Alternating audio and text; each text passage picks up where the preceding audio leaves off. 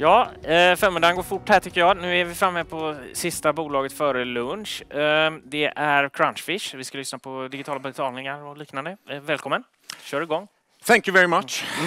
I will speak English. I promise to do that. No, it's great to be back in Gothenburg. I used to live here in the 70s. And used to live at Nordostpassagen. Played at Majornas IK. Played actually the first Gothia Cup tournament, Rambergsvallen, 1975. That's probably my best claim to fame. But this has not helped Gothenburg to be a big investor in Crunchfish. We only have 2 at the top 100 list. At the back there I see 3 people from Ljungskile. They are on the top 100 list. And Ljungskile is kind of funny. They are actually the town in the whole world who has the most shares per capita. Ljungskile. Isn't that fantastic? I think it could have something to do with my father, because he used to live in Ljungskile. And one of the 3 musketeers from Ljungskile is married to my cousin. So I think it could come from there. But I think Göteborg, come on, you have to shape up. There's only 2 of 3. Stockholm has 3. We have never actually flirted with Stockholm. We haven't been flirting with Gothenburg either. Crunchfish is owned by Skåne. It's a Malmö company. Out of the 100, 52 are from Skåne, and it's from my hometown. We have half of them. It's from my hometown, Helsingborg. So, what do? Well, big names here. The paradigm shift in payments. Well, you know, we are blessed in our modern society with many public and commercial good, samhällsnyttor in Swedish. And for a society to work, they need to be really robust. We should demand that as people. They can't sort of be, you know, tripping over if there is something that goes wrong. There's someone who talks about survivability in the face of failures. They need to stand up. They can't be designed only for what is called the happy flow. The happy flow is that it works, but only when everything works. They has to be much more robust than that. And we have such, public goods or commercial goods. We have the telecom network. That always works. Come on. You can always make a call. You can send an SMS. That works. The electricity network, it almost works all the time. It's not often that your refrigerator is out of power and all your food gets bad. It works. It's pricey at the moment, unfortunately, but has nothing to do with the robustness. The robustness is there for the electricity network. And we have something that happens in the 90s commercially, something called the internet came along. The internet. I worked at Ericsson in the 80s. We were big on circuit-switched voice networks. That's what we did. A circuit switch is a circuit. If you cut it anywhere, it will fail. It will go down. So that's not the robust sort of scheme that you can think of. And in the 70s, already in the 70s, the American defense started experimenting and coming up with a new protocol. It's called a DARPA Internet Protocol. Defense Advanced Research Project Agency, Swedish FOA. They came up with this sort of a scheme, and fundamentally it was packet-based. Packet switched, packet based, instead of being circuit switched, because they knew that if we have troops up there and there is a battle and the enemies blows up a lot of sort of switching centers and links and whatever, it still needs to work. And so we can't have just a circuit that someone can cut, because people would die. So they came up with that scheme, and that came over to the sort of commercial world.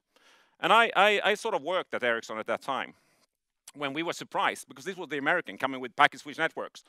And we didn't really believe that that will have such a big impact. But look, today, everything is based on internet today. Everything is packet switch. There's very few circuit switch around. Within payments, we are in the 80s. We are not more stable than it was before internet, because all our payment rails, whether it's cards, whether it's real-time payment system like Swish here in Sweden, or if we have crypto, they're all very vulnerable. They all depend on a lot of things, otherwise they don't work. So they only work when they work. and that's not good enough. And I think it's time for a paradigm shift where you create a new paradigm which needs to be in the same way as internet came along and make it stable for digital communication that needs to happen for digital payments. And that's sort of what we deliver. So we have an offline payment scheme. We sort of call it almost the payment internet protocol, something that will work, stand up at the face of failure. I think the financial regulator, Finansinspektionen, I think they should be tough. If they don't deliver the robustness that I think we as a public should demand of a service, close it down. Don't allow it to operate in a country unless they deliver up to the standards of a modern society. And for sure, the Finansinspektionen, financial regulators, they have recognized that Swish, for instance, is a very critical service for our society, and they've asked the bank, it needs to step up. I don't think much has happened, but that needs to happen. You have heard of that our central bank is considering CBDC, central bank digital currency, Riksbanksvaluta, e-krona. I think they now have to take it upon themselves if they're ever going to come out with something which we as a public would actually want to use instead of just using Swish, they need to deliver on that higher level of robustness. They need to deliver the same level of privacy as you have with cash. Swish is not doing that. Everything you do when you pay with Swish, the bank sees. They see everything. But I think you can take out money at an ATM machine, you can go and pay somewhere. That needs to happen as well with digital money as well. And it has to be inclusive. My dad, he fell actually on Sunday, otherwise he would have been here, but he couldn't make it, so I say hello to him at home.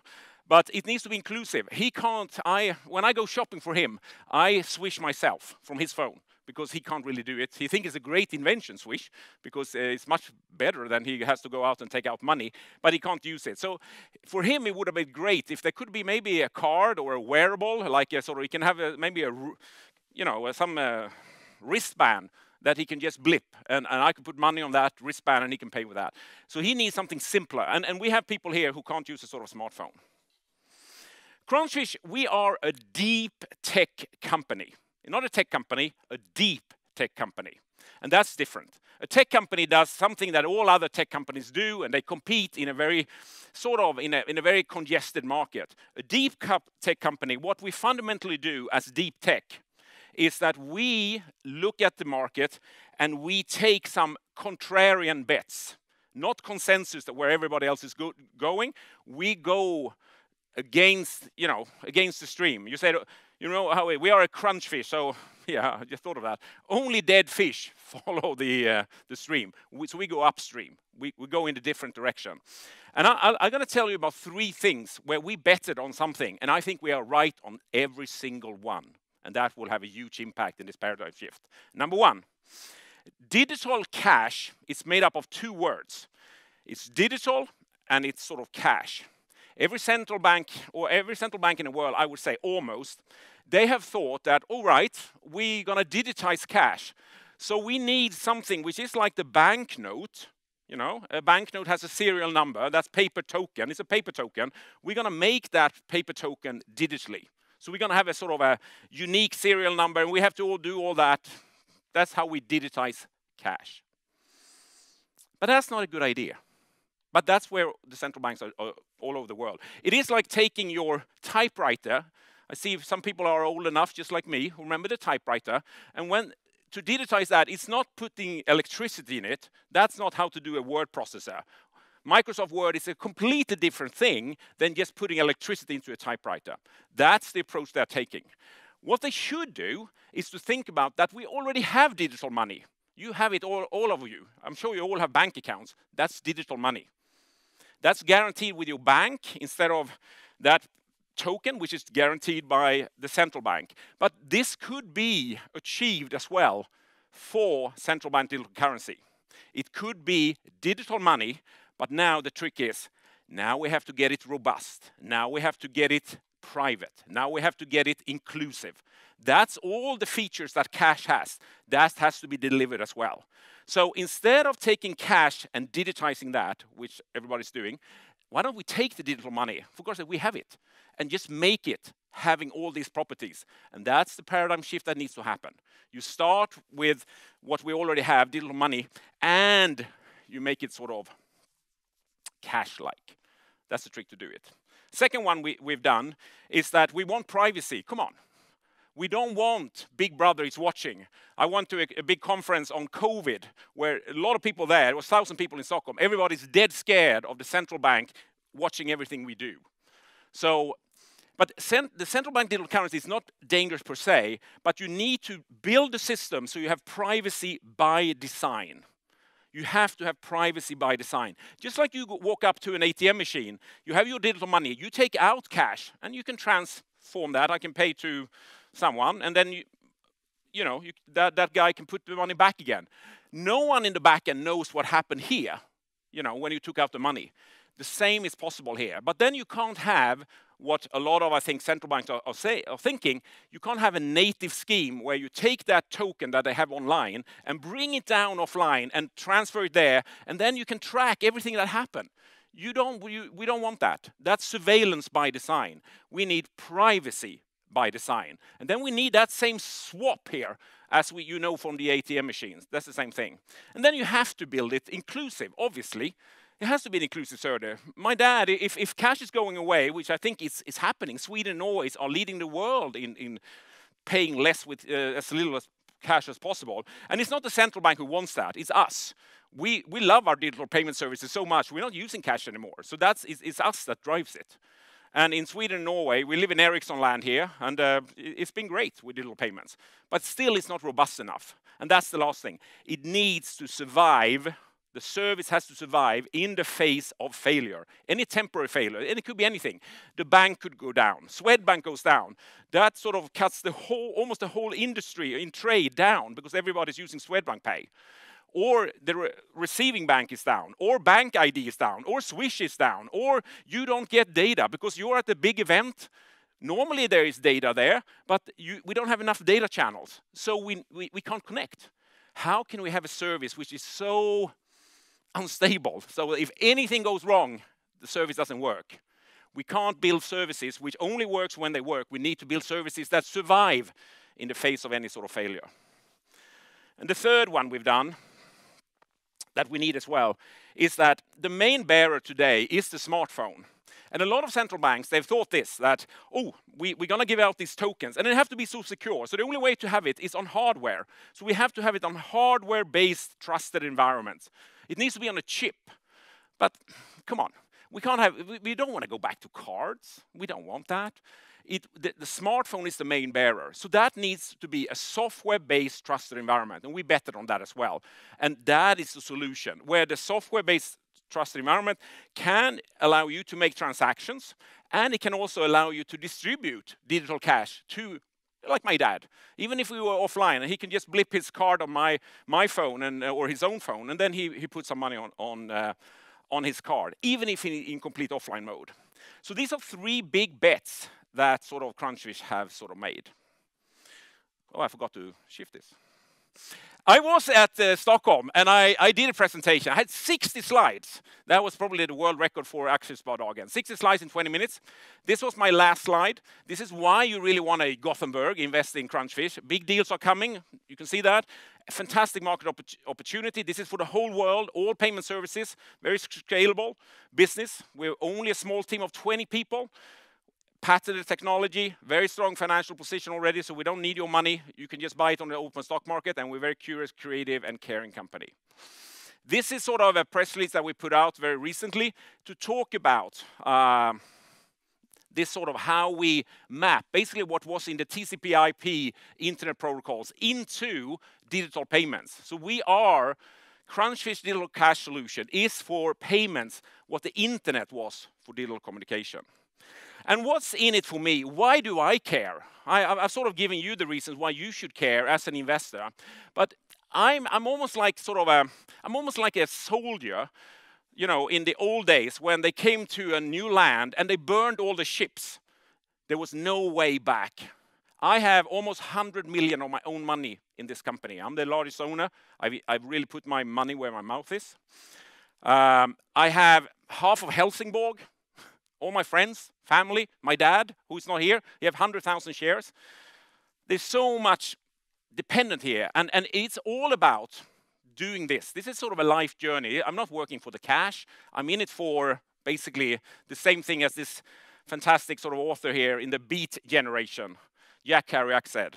Because in the end, you won't remember the time you spent working in the office or mowing your lawn. Climb that goddamn mountain. Thank you.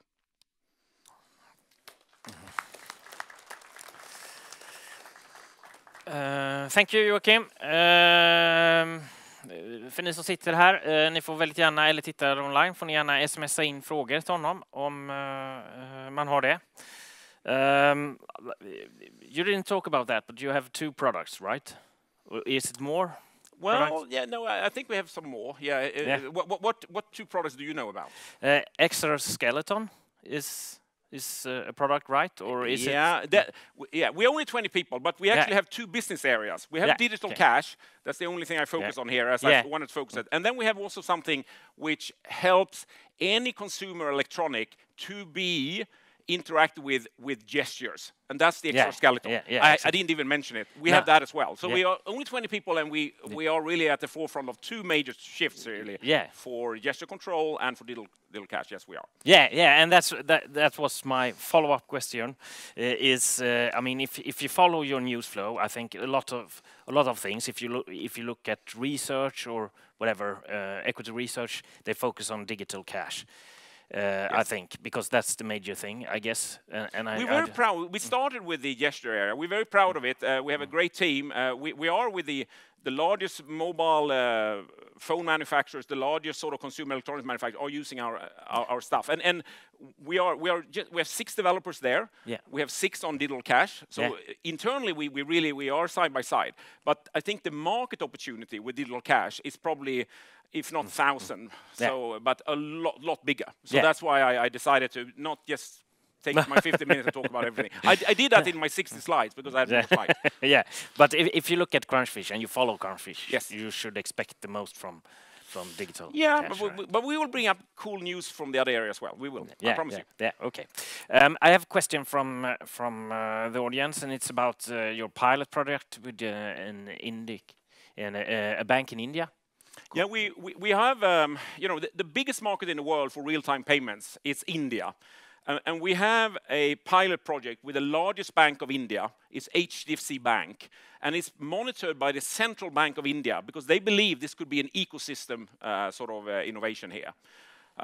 We started, and the Central Bank put requirements on it. They said it needs to be at least 1,000 payers, 1,000 users.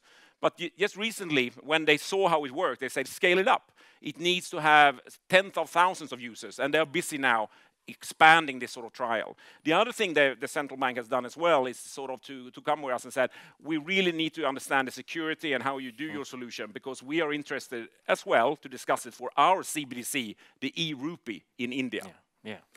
And it's developing according to plan, or? Oh yeah. I know somebody thought that you will get one big bank to sign a proper agreement, and then there will be a snowball effect. Is that could happen? Is that what? I think if the central banks, we were in a hackathon with the central bank, and we had one of the previous sort of governors of the central bank as mentor, and he was kind of cool. And I like the Central Bank of India because they're a little bit like that. That if we like it, we roll it out. You know, they're not sort of experimenting like the Swedish central bank and now coming to nothing. They are really driving innovation, and they do things. And I think it's an interesting dialogue we have there. And you have to realize that they did 100 billion transactions last year. In 2021, they did 35. That increase of 65 billion transactions, that's more than the rest of the world does together. So India is the place to be. It's not like if you can make it in New York, you make it anywhere. If you make it in Mumbai, you make it anywhere. That's the financial center of India, and that's the capital of the world when it comes to real-time payment, for sure. Yeah, okay. And how fast do you think this will happen? if you are successful? Well, we are already in contract negotiation. I think what has a little bit put our biggest bank here. I just had a meeting at 11 today, or at 10 today, coming in. They have the pressure on CBDC as well, because they are starting up with CBDC. So they are right now they're just busy. But we're planning to go there week 9. On February 27th, and we're going to spend a whole week in Mumbai because everybody's there. The central bank, the many other banks, and fintech platforms and whatnot. So we'll spend a week in Mumbai. Yeah, and you're also active in the Caribbean with Jamaica, for instance. Yeah, we found a fantastic. He's a great guy, Maurice Sinclair, just a fantastic guy, and it was a good story. You know, he came to. Basically the Swish of Jamaica. The product guy, he was out on New Year's Day with his family, with his parents, and it was a big event. And he has this service, so he didn't carry any cash, but he couldn't pay. Can you just imagine that when his children, Dad, I want my hot dog. Why can't you pay? I thought you worked for this fantastic payment company. So he was so mad. So he went back to the office and said, we have to fix this now. And then our agent came to him. Just, we didn't know about this, obviously. We came to him and then he said, can we have it now? And please don't tell anyone else because I have to be first. And we just told him, you can be first, but you have to be fast. Yeah. Okay. Joachim, another question when it comes to rolling out your services. I mean, you're a quite small company. Is that an issue, do you think, for you growing in this huge market? Not really. We can partner on the sort of support and services side. We can do that. But we also are working a lot with partners who are bringing our solution into their ecosystem. So we're not going to sell direct everywhere. I think we have to be on the forefront in the beginning. But then we signed up sort of a global sort of fintech platform company called Wibmo, and they have 160 big banks around the world. They have the big banks of India, and they have in Philippines, and they have in Africa, and they will actually integrate our stuff into there. So we will only be a supplier to them, and they supply in turn. So, and I think that will be the case with many other fintech platforms. So it will be quite okay with us. Yeah, so you will still be focusing on the technology, right? Not we love our technology. Exactly. We are really a tech company, and we love to be. But still, I think now is the time that we have to think about how do we scale it up as quickly as we can. That's what we're going to do. Because we have something which all central banks, in my opinion, needs. All banks, all payment services, everybody needs what we have, and this is a payment shift in basically a paradigm shift in payments. Just like the internet came along, we have the same thing, but for payments. Yeah, okay. And about profitability, you have a little surplus. You think that will grow going forward, or what? Yeah. I think our first customer will probably be more than what our entire cost base is, and then you have probably 50,000 more payment services in the world to take. Okay. Thank you. Time flies. We're out of time. Thank you very much, Joachim. Thank you. Yeah.